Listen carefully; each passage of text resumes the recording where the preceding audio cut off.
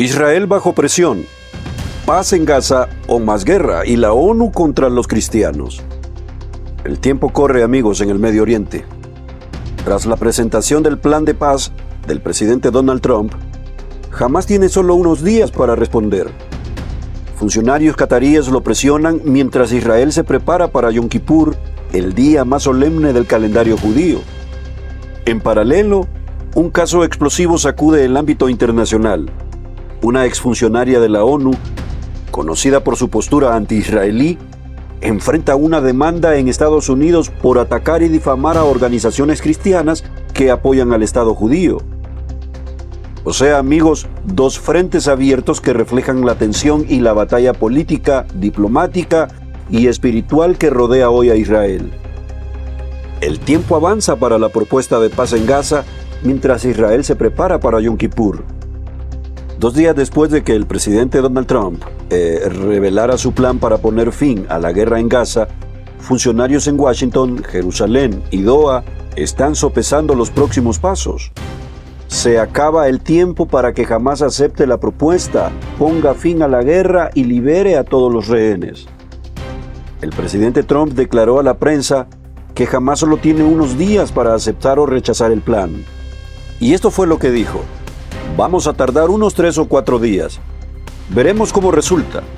Todos los países árabes se han comprometido.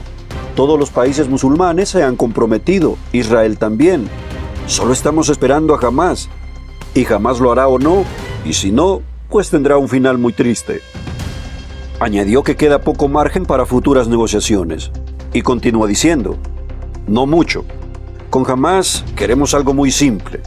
Queremos que los rehenes regresen de inmediato. Y queremos buen comportamiento. Y ya saben, es bastante simple.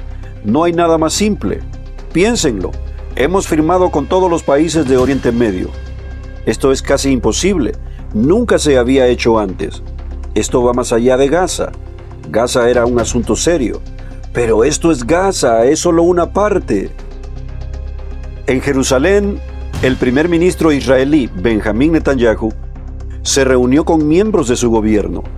Dijo: en Washington acordé con el presidente Trump un plan para la liberación de todos nuestros rehenes y el logro de todos los objetivos de guerra que nos fijamos. Presentaré un informe más detallado tanto a los miembros del gobierno como a los del gabinete. Mire, si aún no ha visto ni escuchado el discurso completo de Netanyahu en Washington, en la descripción encontrará el enlace con la traducción íntegra para que pueda verlo y escucharlo. Está sorprendente. Fíjense que en Doha, funcionarios cataríes presionan a Hamás para que responda. El portavoz del Ministerio de Asuntos Exteriores, Majed Al-Ansari, declaró: en cuanto al fin de la guerra y la llegada de ayuda, el primer paso ahora es, por supuesto, alcanzar un consejo sobre este plan con todas las partes. La parte israelí había expresado inicialmente su aprobación con la base en lo acordado, pero ahora, como dijimos, estamos en la etapa de consultas con la delegación negociadora de Hamás. Qatar anunció el martes que también mantendrá conversaciones de mediación con Hamás y Turquía sobre el plan de paz propuesto por Estados Unidos. Si bien los israelíes han aplaudido el plan, las expectativas son bajas. Los próximos días serán cruciales. Al mismo tiempo, Israel se prepara para el confinamiento de Yom Kippur, el día más solemne del año para el pueblo judío. Muchos ayunarán durante 25 horas y buscarán la reconciliación con Dios y entre sí. En paralelo al debate sobre la paz en Gaza, otra batalla se libera en los tribunales de Estados Unidos.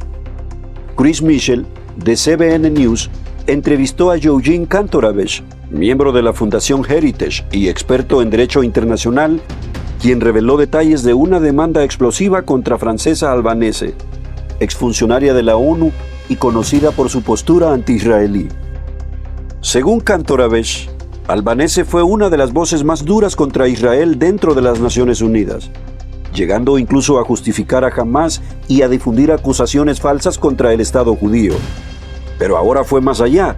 Señaló a organizaciones cristianas estadounidenses que apoyan a Israel, acusándolas de cómplices de genocidio y amenazándolas con graves consecuencias legales. 2 de esas organizaciones benéficas cristianas cuya misión es ayudar al pueblo judío en la Tierra Santa, han decidido demandarla por difamación. Kantorowicz explicó que estas acusaciones carecen de toda base legal, pero que el verdadero objetivo de Albanese es debilitar la relación espiritual y humanitaria entre cristianos e Israel. El jurista recordó que Estados Unidos ya sancionó a Albanese hace pocas semanas por sus vínculos contra la Corte Penal Internacional en acciones contra Israel. Eso implica que tiene bienes congelados y no puede ingresar al país.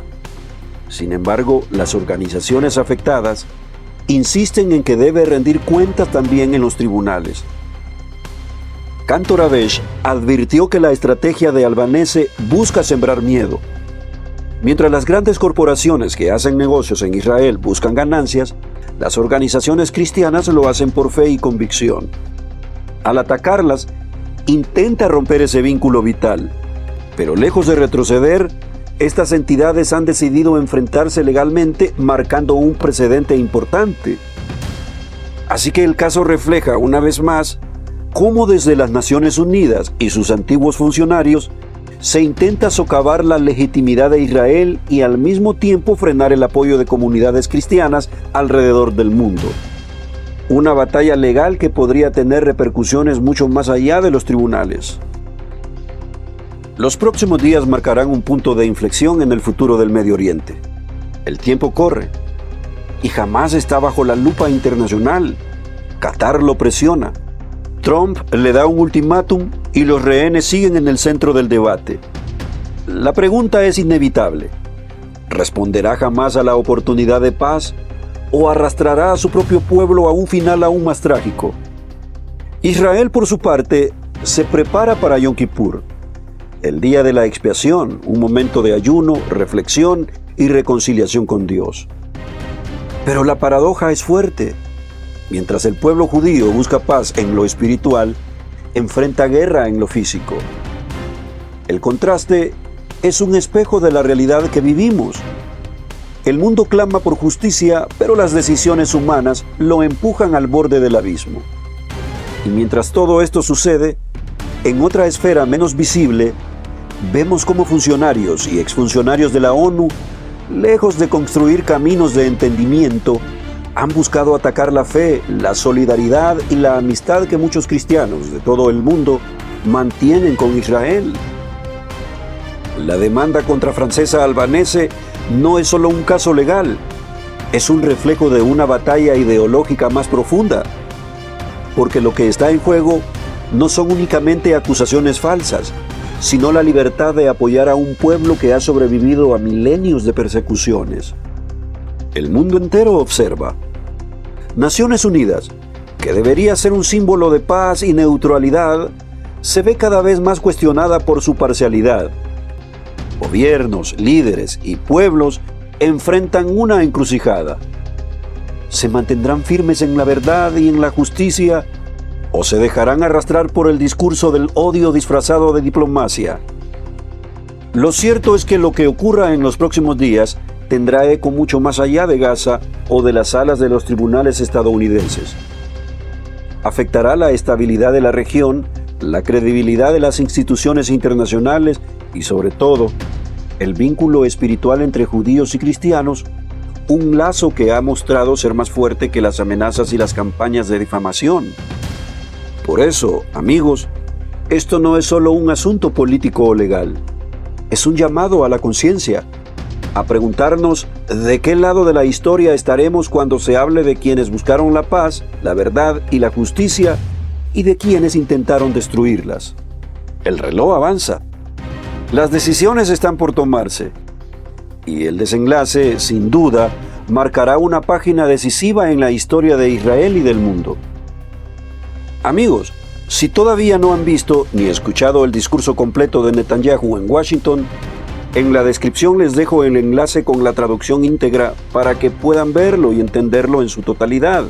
Esto lleva a la secuencia de lo que estamos hablando ahora. Hasta el pronto.